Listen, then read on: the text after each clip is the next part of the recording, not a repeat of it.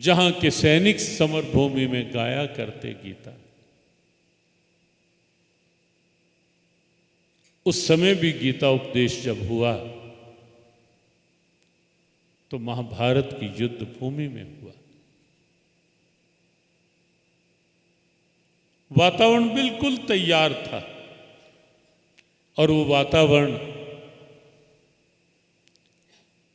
किसी और ने नहीं, दुर्योधन के अहंकार ने तैयार किया।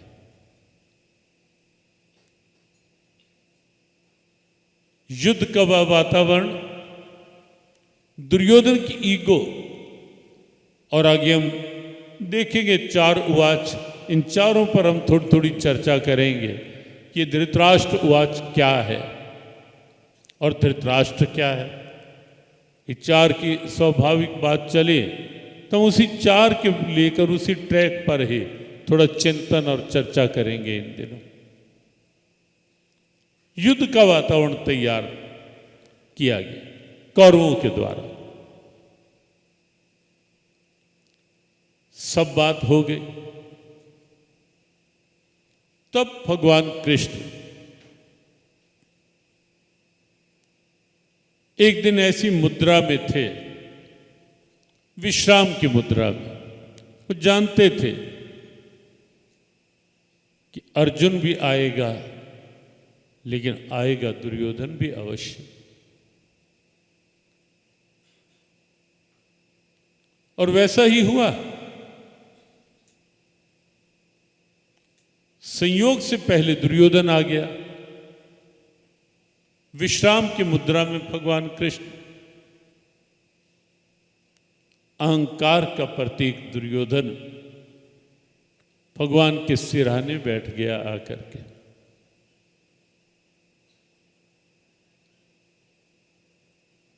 और कुछ ही देर में जब अर्जुन आया, ये संस्कारों का अंतर होता है।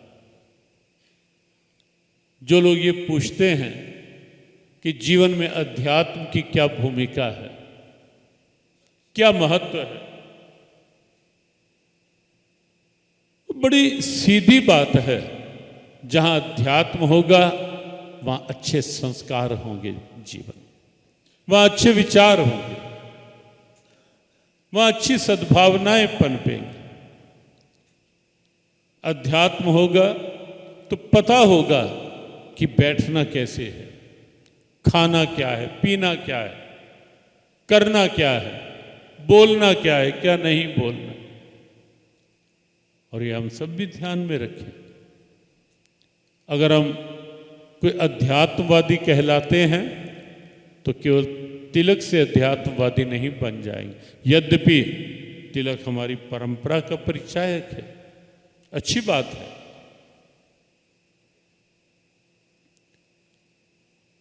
हमारी केवल माला ही नहीं बताएगी कि हम आध्यात्मिक हैं, वो व्यवहार बताता है। वो हमारे विचार बताएंगे, व्यवहार कैसा है वो बताएगा।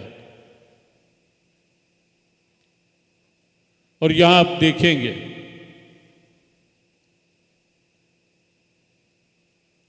अंतर, आप देखें दुर्योधन में अध्यात्म नाम का कुछ भी नहीं है, और इसीलिए आकर भगवान के सामने भी आया तो सिरहाने अकड़ करके बैठ गया। अब यही नहीं पता कि बड़ों के सामने बैठना कैसे, बात कैसे करनी है। पितामह भीष्म ने तो एक दिन दुर्योधन जब कोई अकड़ के तैश में, आवेश में बात कर रहा था तो पितामह ने रोका, टोका, कहा, अरे मूर्ख, तो कम से कम बड़ों से बात करने की तमीज तो सीख ले। लेकिन कौन सिखाए, कौन बताए? और इसीलिए हमें लगता है कि गीता घर घर की जरूरत है, गीता हर स्कूल की जरूरत है, गीता हर कॉलेज, हर यूनिवर्सिटी की आवश्यकता है। गीता शिक्षा के साथ ये संस्कार जाएं बच्चों को, प्रारंभ से ही।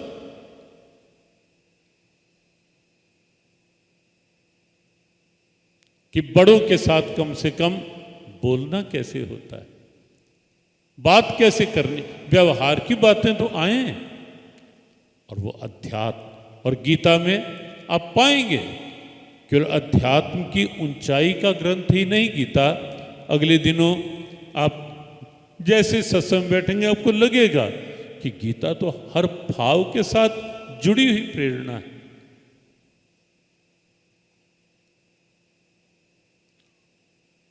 अस्त दुर्योधन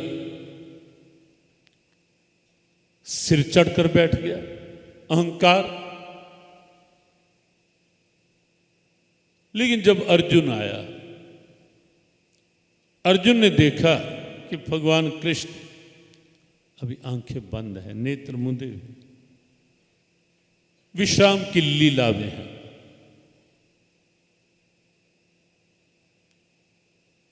अर्जुन चुपके से आके श्री चरणों की ओर हाथ जोड़कर विनम्र भाव से सर झुकाकर खड़ा हो गया।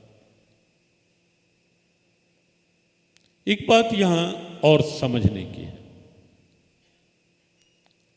कई बार हमें लगता है कि हम जो कर रहे हैं, किसी को क्या पता भगवान कहाँ, भगवान थोड़ा ना यहाँ, गुरुजी यहां थोड़ा ना है जो देख रहे हैं मुझे।